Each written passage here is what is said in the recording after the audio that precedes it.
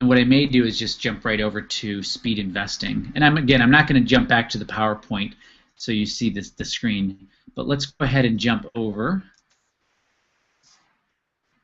to speed investing. And I have some ticker symbols that came in here.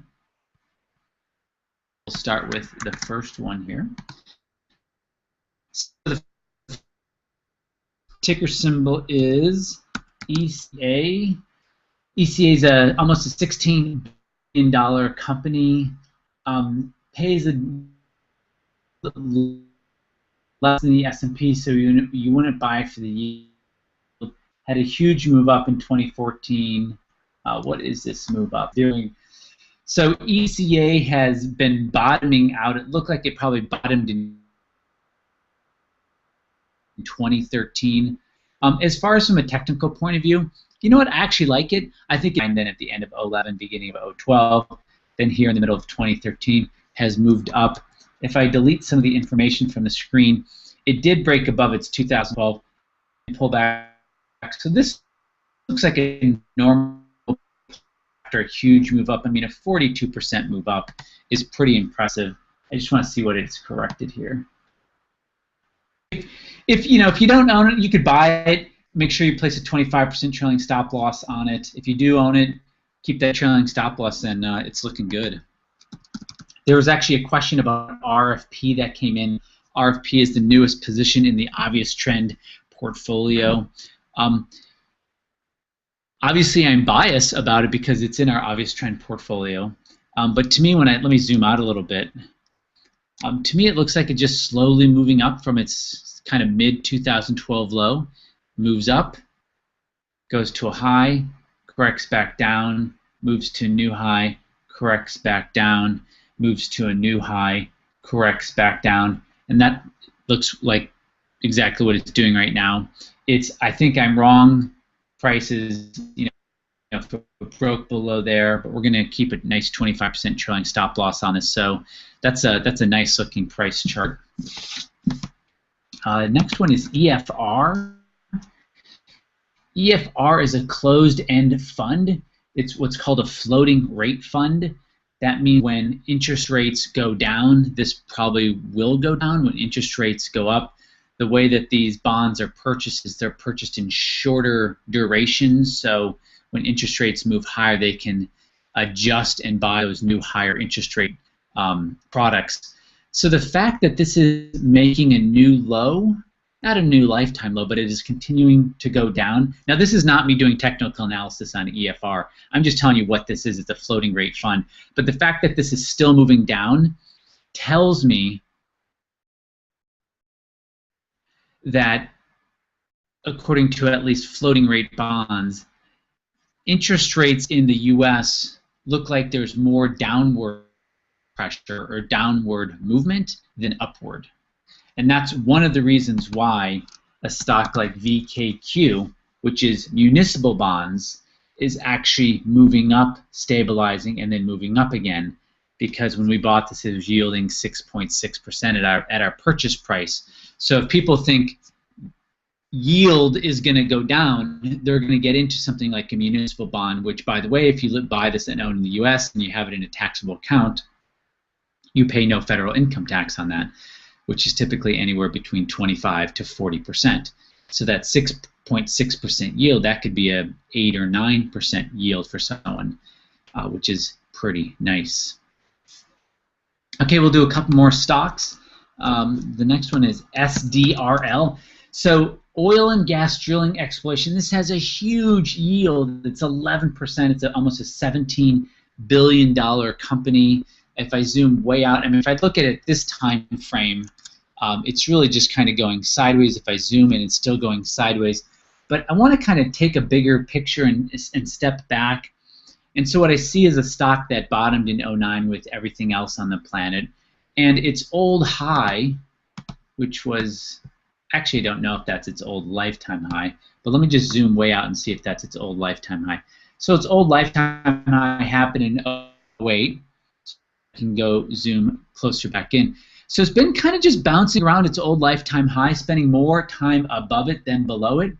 And I think, with it paying an 11% yield, you have time to let it sideways. And that is, these are pretty big moves. I'll zoom in. These are pretty big moves. I mean, this move down was not trivial, right? I mean, that was a 31% fall. So these are pretty big moves. But because it pays that 11% yield, and because it's kind of consolidating above its old lifetime high, I think that increases the safety of owning this. Plus, I like that it's a $17 billion company. I think that's that gives it some stability. Okay, I got one more, and then I'm going to hit the pause button on the speed investing. Maybe two more. So this is CF Industries. It pays a yield larger than the S&P, about 2.5%, $13 billion in size. I know agriculture chemicals have done well. If I look at it from this screen, I like it. It's trending up. It's kind of taking a pause. If I zoom out, I see that it did a correction above its lifetime high here, which was a nice correction. So it's just done a nice move up. If you don't own it, I don't know. I might wait for it to correct more because that wasn't really a big correction here. That wasn't really a big correction there. If you do own it, congratulations. Just keep your 25% trailing stop loss on it. That thing looks pretty good. Caterpillar. I talked about Caterpillar at the end of 2013, talking about how it was consolidating. Actually, let me just move it down off the ceiling here a little bit. How it was consolidating above its 08 high, which I liked. It's still in this kind of trending above its 08 high, but I like when things consolidate above the 08 high. You've heard me say that many times, just like Seadrill, SDRL, the one we just looked at.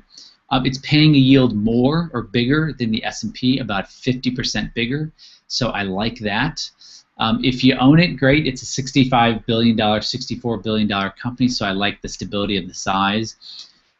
If you don't, I'd wait for it to have a much bigger correction than it's had.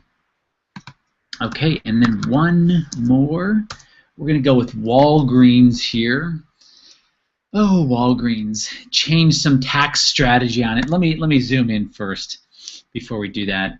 So look, you know I like when things look like they're going bad, when it looks like things are not working. I do not think Walgreens is going anywhere. It's a $60 billion company. If I look at the correction here, the correction is a 22% correction. Very nice. That definitely would catch my attention. It pays a larger dividend yield than the S&P. So look, I like it. Could it fall some more? Of course, but you know what? That's why you buy it. You put 5% of your portfolio in it, depending 4 or 5% of your total overall portfolio. Place a 25% trailing stop loss, and you're set. This thing's going to outperform the market, just like it has been outperforming the market for about 2.5 years. So that is really nice.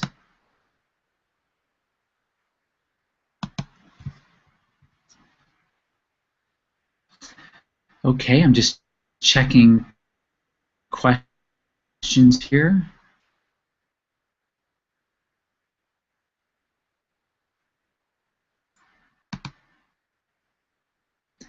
That's interesting. Let me just give me a second, guys. I just want to check something with my with the platform here. Yeah, that seems to be working. So let me jump back.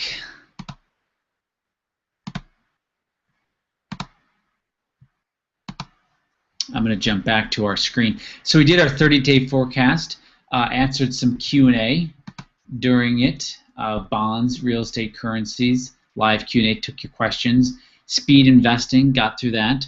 Our next conversation is September 9th. Here's a couple things I really want you to take away from this.